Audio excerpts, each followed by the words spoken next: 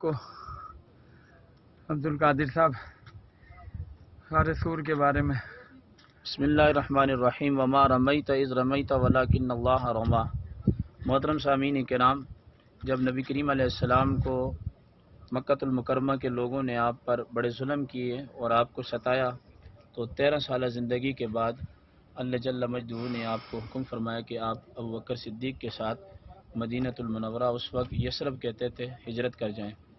تو آپ علیہ السلام نے اپنے بستر پر سیدنا علی المرتضیٰ کو آرام کے لیے حکم فرمایا اور آپ تلاوت کرتے ہوئے نکلے سورہ یاسین شریف کی، جس کے بارے میں قرآن میں آتا ہے وما رمیت اذ رمیت ولکن اللہ رما، کہ جو کنکریاں آپ نے کافروں کے منہوں پر ماری وہ آپ نے نہیں ماری، وہ اللہ نے ماری۔ تو یہ اللہ تعالیٰ نے اپنا ہاتھ قرار دیا نبی علیہ السلام کا، جیسے کہ قرآن کی ظاہری نص بتا رہی ہے۔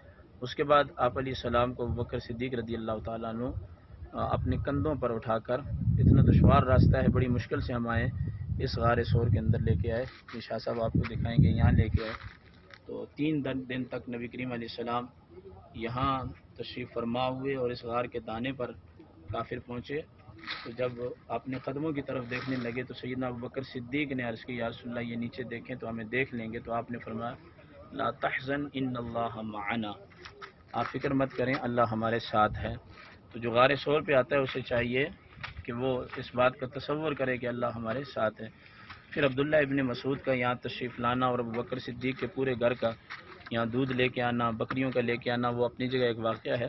اور پھر 3 دن کے بعد یہاں سے آپ علیہ السلام نے مدینہ المنورہ ہجرت فرمائی اور پھر آپ نے وہاں 8 سال گزارنے کے بعد شاندار طریقے سے دوبارہ مکۃ المکرمہ میں سیاہ امامہ پہن کر داخل ہوئے، جس کے بارے میں قرآن کہتا ہے اذا جاء نصر اللہ والفتح ورأیت الناس يدخلون فی دین اللہ افواجا فسبح بحمد ربک واستغفر انہ کان توابا۔ یہ مختصر سی تعارف تھا جو میں نے آپ کو کروایا۔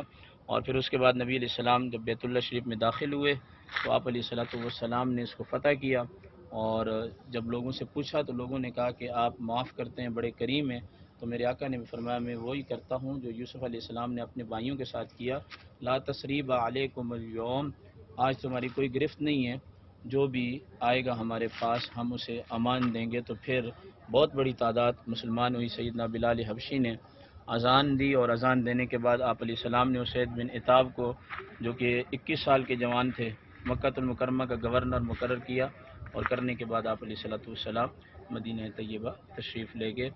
اللہ تعالیٰ ان مقامات کی، مقدس جگہوں کی جو ہم نے زیارت کی ہے، اللہ تعالیٰ اس کی برکات بھی نصیب فرمائے، آمین۔ اور جن لوگوں تک ہماری یہ ویڈیو پہنچ جائے تو اللہ تعالیٰ وہ سنیں اور سننے کے بعد دعا کریں اللہ ان کو بھی اس مقام کی زیارت آمین نصیب فرمائے گا۔ آمین مفتی صاحب، والحمدللہ رب العالمین۔ میں یہ پوچھنا چاہ رہا ہوں کہ وہ حضرت ابو بکر رضی اللہ تعالی عنہ کے جو ہے جو سوراخ تمام بند کر دیے تھے غار سور کے، جی، وہ اسی غار سور میں جو ہے سانپ نے جو ہے، اسی غار سور میں، اس کے بارے میں اگرچہ علماء نے بات کی ہے حدیث کے بارے میں، جی، لیکن یہ ہے کہ ہمیں بعض بزرگوں نے لکھا ہے کہ جب سانپ نے ڈس لیا تھا تو اپنے کاٹا تو ڈس دیا تو پھر آپ کے آنسو گرے، سرکار بیدار ہوئے تو پھر آپ نے فرمایا کیا ہے، تو آپ نے لعاب دان لگایا، جی اور لگانے کے بعد وہ زہر سمٹ گیا، اور وہی سیدنا ابوبکر صدیق کی شہادت کا وجہ بنی اور باعث بنی۔ اور یہ کوئی ایسی بات نہیں ہے، متفق علیہ حدیث ہے کہ جب آپ علیہ السلام نے غزوہ خیبر کے دن سیدنا علی المرتضیٰ کی دکھتی ہوئی آنکھوں میں لعاب دان ڈالا تھا، تو بخاری اور مسلم کی روایت ہے، وہ آنکھیں ایسے درست ہو گئی تھی، فرماتے ہیں کہ کبھی اس میں درد ہی نہیں ہوا۔ اس طرح کے بے شمار واقعات ہیں، لیکن یہاں تک سفر کرنے کے باوجود ہمیں اس بات کا احساس ہوتا ہے کہ اللہ نے ابوبکر صدیق کو کتنی طاقت اور کتنی قوت عطا فرمائی ہے کہ وہ حضور کو اٹھا کے یہاں تک لے کے آئے۔ سبحان اللہ۔ یعنی کہ میں تو جوان آدمی ہوں، میرے بھائی ہیں میرے ساتھ اور شاہ صاحب ہیں، ہم لوگ بڑی مشکل سے آئے اور پتہ نہیں کتنا ہم نے پانی پیا اور کیا کیا کیا، بے شک، اور اس وقت پتہ نہیں کس عالم میں اٹھا کے لائے۔ یہ ابوبکر صدیق کا خاصہ ہے، سبحان اور اللہ۔ سچ ہے کہ انبیاء کے بعد اگر کوئی افضل شخص ہے تو وہ سیدنا ابوبکر صدیق رضی اللہ تعالیٰ عنہ۔ آمین۔ آمین۔ والسلام علیکم۔